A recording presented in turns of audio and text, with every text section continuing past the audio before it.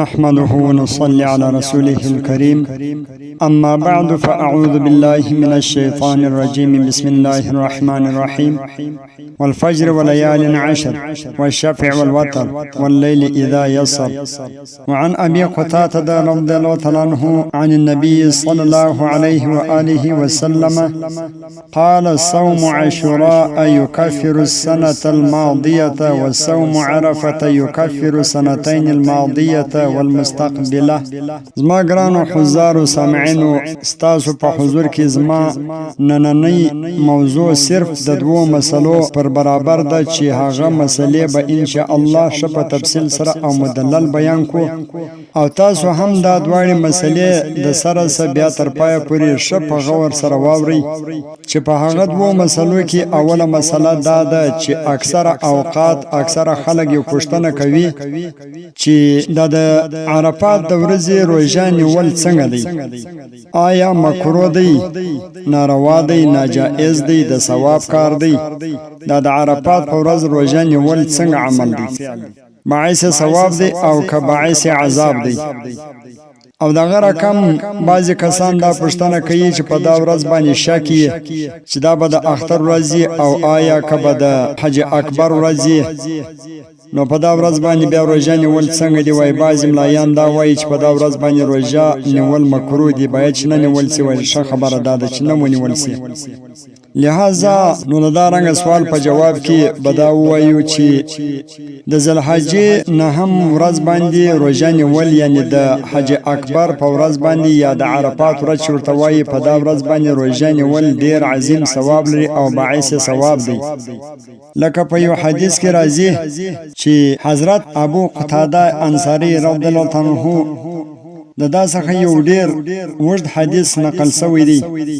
چې وایي وسئل عن صوم یوم عرفه. نو په هغه حدیث کې په هغه اوږد حدیث کې دا خبره هم وه چې د ده څخه په ورځ د عرفات د روژې په باره کې پوښتنه وشوله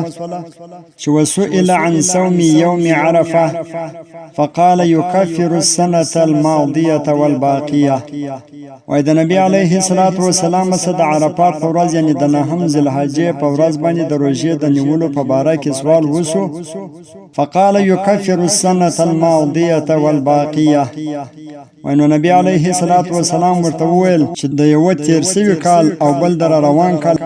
د دا دوو کلو صغیره ګناهونه الله تعالی ورمعافوي او د دغه کفاره د یوه روژه نیول. بل حدیث کې راځي عن النبي صلی الله علیه و آله وسلم د نبی علیه الصلاة والسلام څخه حضرت ابو قتاده رضی الله عنه روایت کوي وایي قال صوم عاشوراء يكفر السنة الماضية. وایي نبی علیه الصلاة والسلام وفرمایل چې د عاشورا په ورځ باندې روژه نیول دا د یوه کال د صغیره ګناه کفاره ده. وصوم عرفة يكفر سنتين الماضية والمستقبله. او د عرفات په ورځ بیا روژه نیول دا د دوو کلو د ګناهو کفاره ده چې یو تیر کال او بل روان کال د دې دوو کلو د ګناه کفاره ده. دغه رقم حضرت سعد رضی الله عنه روایت کوي چې قال رسول الله صلی الله علیه و آله وسلم من صام یوم عرفة غفر له سنتين متتابعين. حضرت سهل بن سعد رضی الله عنه فرمایي چې نبی علیه الصلاة والسلام وفرمایل چې یو څوک د عرفات په ورځ باندې یعنی د نهم ذوالحجې په ورځ باندې یا د عرفات ورځ ورته وایي په دا ورځ باندې سړی روژه ونیسي نو الله تعالی د دوو پرله پسې کلو صغیره ګناه ورمعافوي. بل حدیث کې راځي چې قال رسول الله صلی الله علیه و آله وسلم صوم یوم عرفة کفارة السنة الماضية والسنة المستقبله. دا بل د احادیثو په کتاب کې دی چې نبی علیه الصلاة والسلام وفرمایل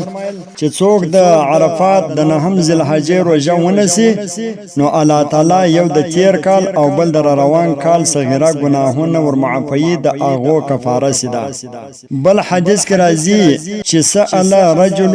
عبد الله بن عمر عن صوم يوم عرفه فقال كنا ونحن مع رسول الله صلى الله عليه وآله وسلم نعدله بصوم سنتين. ويسړی د حضرت عبد الله ابن عمر رضی الله عنه څخه پوښتنه وکړه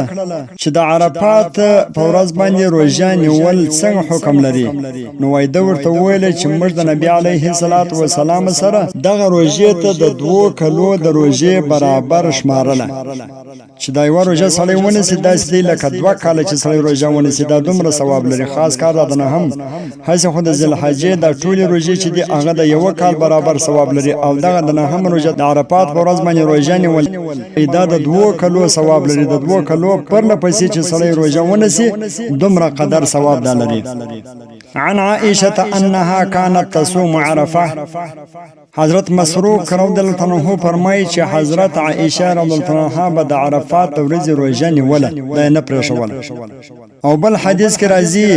چې عن مسروق عن عائشه قالت ما من السنه يوم احب الي ان اصومه من يوم عرفه. چې حضرت عائشه رضی الله عنها و فرمایل چې په ټول کال کې ماته یو ورځ د عرفات د ورځې د روژې نیولو زیات محبوب نه دی، زیاته خوښه نه ده. زیاته ماته دا ورځ ډیره خوښه ده په ټول کال کې چې دغه د عرفات د ورځې روژه سړی ونیسي. لہذا پاتس ولا دا خبره چې د عرفات په ورځ خو نبی علیه الصلاۃ والسلام په بعضو احادیثو کې روژه مکروه بللې ده. نو د هغه خلکو په جواب کې به وایو چې نبی علیه الصلاۃ والسلام حقیقت هم د عرفات په ورځ باندې روژه مکروه بللې ده، لیکن د حجانو د پاره، د عام خلکو د پاره نه، د حجانو د پاره مکروه بللې ده. چې د حجان په ورځ د عرفات روژه نه نیسي، ولې په دې باندې چې دی بیا کمزوري کیږي. نو چې دی کمزوري سي الته د ذکر او د اذکار او د دعاګانو او د غیر کم د نور عبادتو په ورځ د عرفات چې دی هغه بیا دی وځي. نو ځکه د دې د پاره د روژې ته نیولو دغه بهتره ده چې دی دوره د ذکر اذکار دعاوي، ځکه دا د دعاو زیدي د دعا د قبولیت مقام دی. نو وای په دا ځګي کې د دې روژه نه نسی او مکروه ده د حجانو د پاره. خو بیا هم کتابو لیکلي دي چې د هغه حجانو د پاره مکروه نه ده چې کم حاجی کمزوري کیږي نه، او دا وایي چې په دا روژې په نیولو باندې زنه کمزوري کیږي. نو بیا خدای پاک ودته ای ثواب جلا ورکړي د 2 کلو د روژې ده، او هغه ثواب جلا ورکړي. نو لہذا دا چې د حجانو د پاره مکروه ده، د عام خلکو د پاره مکروه نه ده. د عام خلکو د پاره د 2 کلو مسلسل ثواب الله تعالی ورکړي، او د 1 کال تیر سوي او د بل کال در روان خدای پاک د ګناه صغیره په دغه باندې معافي. دغه یو روژه د هغه 2 کلو د ګناه صغیره په باره کې کفاره سي چې هغه ګناهونه د لپاره معاف کی.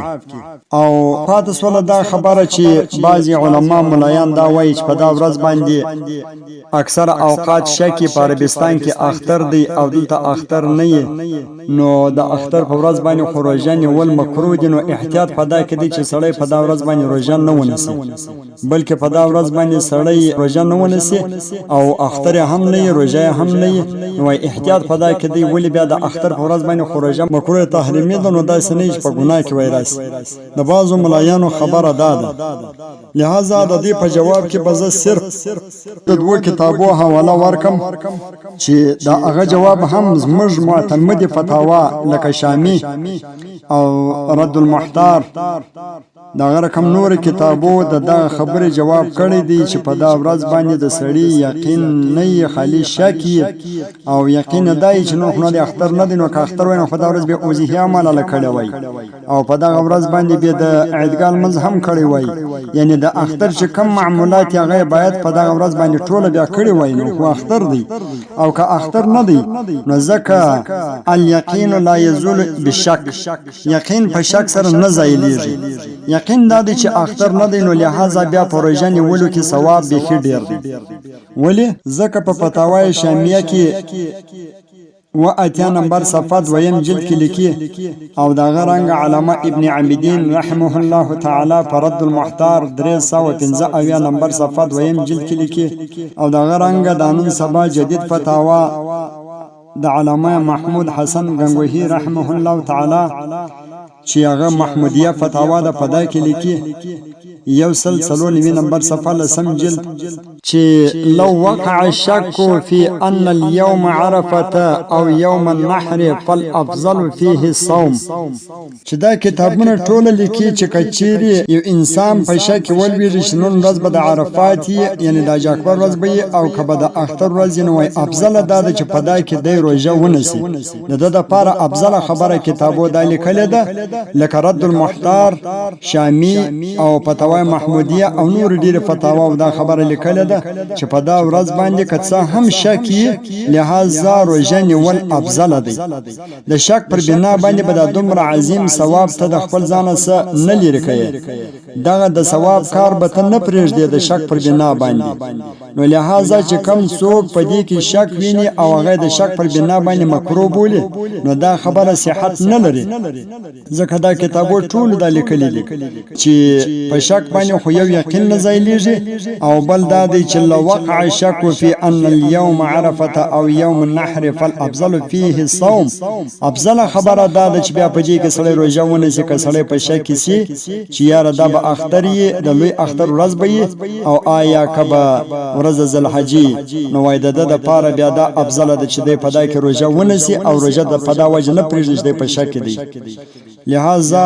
د ذوالحجې پروژو کې خو نور هم ډیر تفصیل ستا او ډیر بیان ستا چې هغه تقریبا د غنټو بیان دی